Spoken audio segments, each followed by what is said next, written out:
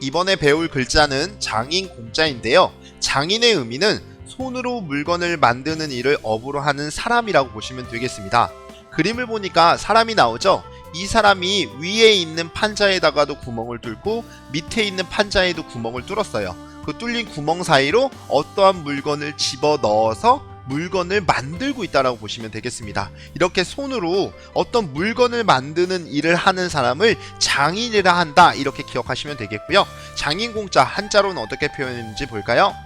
네, 이 글자는 한일자와 뚫을 곤자와 한일자가 합쳐져서 만들어진 글자예요. 자, 근데 우리가 부수 시간에도 배웠는데 한일자는 모으다, 모이다라는 의미가 있다라고 말씀을 드렸죠. 그림상에서는 우리가 판자라는 것을 이렇게 그림으로 나타냈지만 그냥 우리가 알고 있는 부수의 의미로도 생각을 해보면 어떠한 재료를 모으는 거예요. 또 다른 재료를 또 모아요. 그 모아진 재료에 구멍을 뚫어요. 뚫을 곤자가 있죠. 뚫어서 그 물건을 연결해서 어떤 필요로 하는 물건을 만든다, 이렇게 기억하시면 되겠죠. 이렇게 손으로 물건을 만드는 일을 하는 사람을 장인이라 한다, 이렇게 기억하시면 되겠고요. 설명을 다시 한번 요약해서 말씀드리면 재료를 모으고 또 모아서 구멍을 뚫어 물건을 만드는 이가 장인이다, 이렇게 기억하시면 되겠습니다. 이번에 배워볼 한자는 빌공자인데요. 비다라는 의미는 일정한 공간에 사람, 사물 따위가 들어있지 아니하게 된 것을 비다라고 하는 거고요. 우리 공허하다 할 때도 이 한자가 쓰인다라고 보시면 되겠습니다. 잠깐 그림을 보면 나무 상자인데요. 그 안에가 꽉 차 있었어요. 그런데 어떤 도구를 가지고 구멍을 뚫면서 지나가는 거예요. 그랬더니 그 구멍 안에 있는 내용물들은 밑으로 다 빠져버리는 거예요. 그러면 그 가운데만 쏙 비게 되겠죠? 그런 모습을 연상하시면 되겠고요. 한자를 좀 볼까요? 자, 이 한자는 구멍혈자와 장인공자가 합쳐진 글자고요. 우리 장인공자, 물건을 만드는 사람을 장인이라고 한다라고 했었죠. 그래서 만들다라는 의미가 있는데요. 자, 앞에 구멍열자 있죠? 네, 한자상으로는 위에 있고요. 자, 구멍을 만든다, 즉 구멍, 홈을 판다는 얘기는 그 안에 있는 내용물이 있다는 거예요, 없다는 거예요? 파 들어간다는 건 없어진다는 얘기죠. 그러니까 그만큼 공간이 비어있게 된다, 이렇게 보시면 되겠습니다. 자, 한 줄 정리를 해볼까요? 어떤 물체에 구멍을 만들었더니 속이 비었다, 이렇게 이해하시면 되겠습니다. 이번에 배워볼 한자는 공공자인데요. 여기서 말하는 공은요, 가죽 둥근 공이 아니고요. 어떤 일을 할 때 우리가 들이는 노력이나 수고를 우리는 공이라고 하는데요. 그래서 내가 어떤 일에 공을 들였어 라는 말은 수고를 했다, 노력을 했다 라는 의미라고 보시면 되겠고요.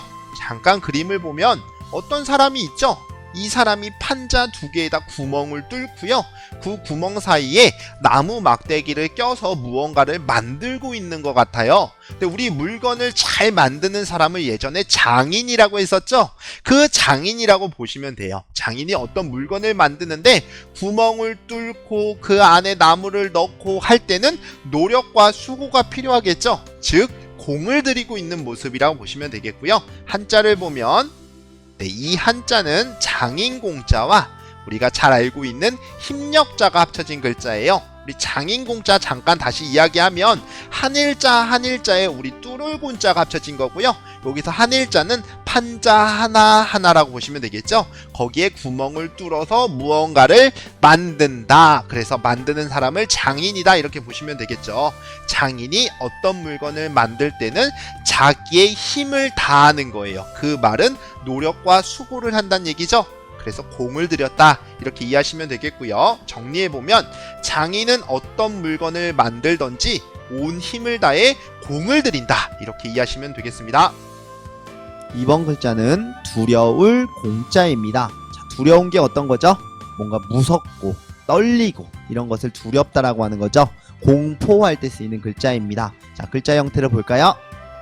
네, 장인 공자와 모두 범자, 네, 마음 심자죠. 자, 장인은 뭐 하는 사람이에요? 물건을 만드는 사람이죠. 물건을요 모두 다 완성시켜서 만들어 놓은 거예요. 그런데 잘못해서 깨지거나 잘못해서 망가질 수 있겠죠. 그렇게 생각하니까 그 장인의 마음이 어때요? 두려운 거예요. 자, 그런 의미라고 보시고요. 한 줄 설명 보겠습니다. 네, 장인이 물건을 모두 만들고 망가질까 마음이 두렵다라고 보시면 되겠습니다. 이번에 배울 글자는 바칠 공자입니다. 바치다라는 의미는 신이나 어른에게 정중하게 드리는 것을 바치다라고 보시면 되겠습니다. 한자를 볼까요? 이 한자는 장인공자와 조개패자가 합쳐진 글자고요. 장인이라는 사람은 무언가를 만드는 사람이라고 말씀을 드렸죠.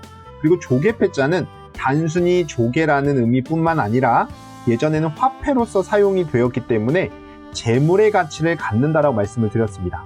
또한 이 바칠 공자의 공이라는 음은 장인공자의 공, 그 음에서 왔다라고 보시면 되겠고요. 결국에는 이 조개패자가 의미 부분을 나타낸다라고 보시면 돼요. 자, 이 조개, 재물의 가치가 있다라고 했었죠. 이 재물을 왕에게 바쳤다 이렇게 이해하시면 되겠는데요. 예전에는 왕이라고 하는 절대 권력을 가진 사람이 자신이 취하고 싶은 거는 다 취할 수가 있었잖아요. 그러니까 장인이 어떤 귀한 물건을 만들어서 자기가 취할 수가 없는 거예요. 어차피 그 사실을 왕이 알게 되면 왕이 그것을 빼앗아 갈 수 있기 때문에 그냥 먼저 왕에게 바치는 편이 훨씬 더 나을 수 있다는 거죠. 자, 한 줄 설명을 볼까요? 장인이 만든 물건이 재물로서 가치가 있다면 왕에게 바쳐야 한다. 이렇게 이해하시면 되겠습니다.